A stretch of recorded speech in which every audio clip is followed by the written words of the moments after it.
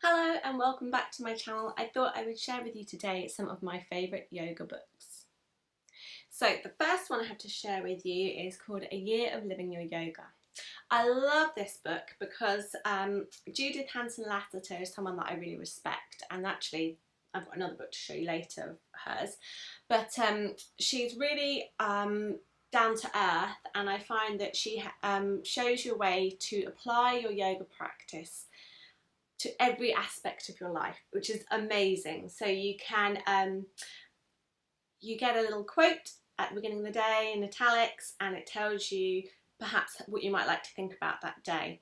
I love that it's just a short paragraph, and it's something that I keep by my bed so that I can read it every evening or morning depending on how busy the day is. The next book I have to share with you is one I only discovered recently when I did my restorative teacher training, and it is called Yoga Nidra by Richard Miller. And this book is fantastic because it comes with a CD, so it tells you all about the history of Yoga Nidra and why it's beneficial. And so Yoga Nidra is all about kind of yogic sleep, so resting but consciously, so you're not falling asleep, you're resting but you're awake, and how restorative, relaxing and healing this can be. And the CD that comes with it is amazing, and I cannot recommend it highly enough. I think it's worth the book just for the CD, to be honest.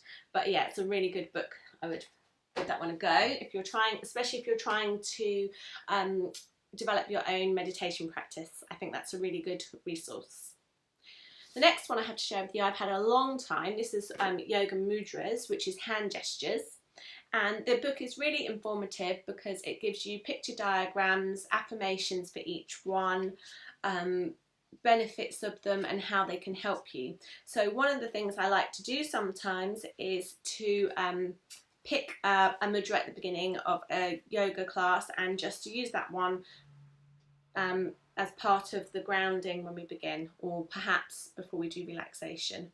So there's lots of different things that mudras can be useful for, and I think it's a pretty accessible thing. Like people that do chair yoga or children often enjoy doing mudras as well.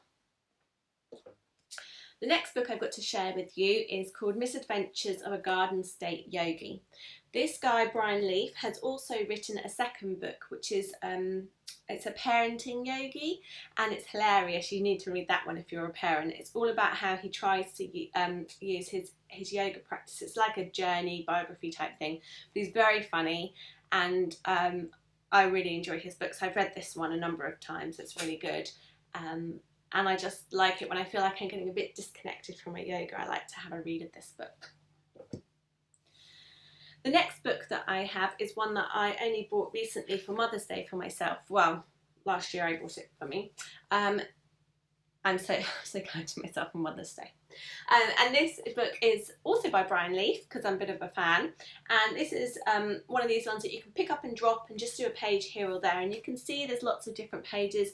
And what I do now is just pick open a page whenever I fancy, and I'll try and do those things that it says on that page. And it's really good for just adding a bit of excitement and interest to your yoga practice if you feel like it's getting a bit stagnant. The next few books are more, I found, beneficial for teaching. So teaching yoga, adjusting asana or postures. I don't really like adjusting, but what I do like about this book is it has lots of prompts about words to use and pictures and things just to help me refresh my memory about areas of caution and things to be aware of when I'm teaching. It does say it's suitable for teachers and students, so I think if you were wanting to improve your practice personally, this would be quite a good idea about breath work, pranayama, bandhas, drishti, and how to handle your own injuries. It would be quite good. And the really cool thing is, because it's spiral bound, if you're doing your practice by yourself, it just stays open on the page, so that's really handy. So that's a good book. The next one I read quite a long time ago as well, and this is a Donna Farhi book called Teaching Yoga. It's got a good CD talking about yoga ethics if you're interested in that. And it's quite a good book for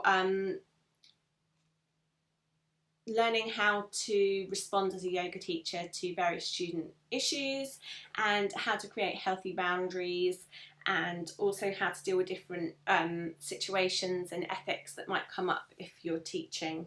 So it's quite a good book, and I got this when I did my original teacher training a few years ago. And the last book, which I nearly forgot, and I couldn't believe I'd forgotten it because I absolutely love this book. So this book is also by Judith Lasater, who I began the video with, and this is her book all about restorative yoga, and it is fantastic. So it has lots of pictures, it gives you the benefits, how to set up, the props to use, she gives you short sequences to try, and it's a really good book if you're trying to add a greater amount of relaxation, which is kind of, I think, where my yoga practice is heading more towards the relaxing, renewing, restorative yoga.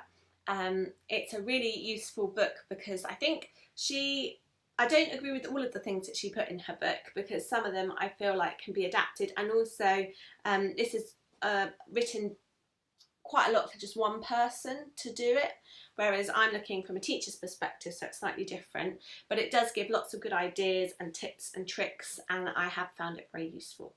So there you have it, my top yoga books that I can recommend to you, whether you're developing your own practice or you're a yoga teacher. I think they're really good books.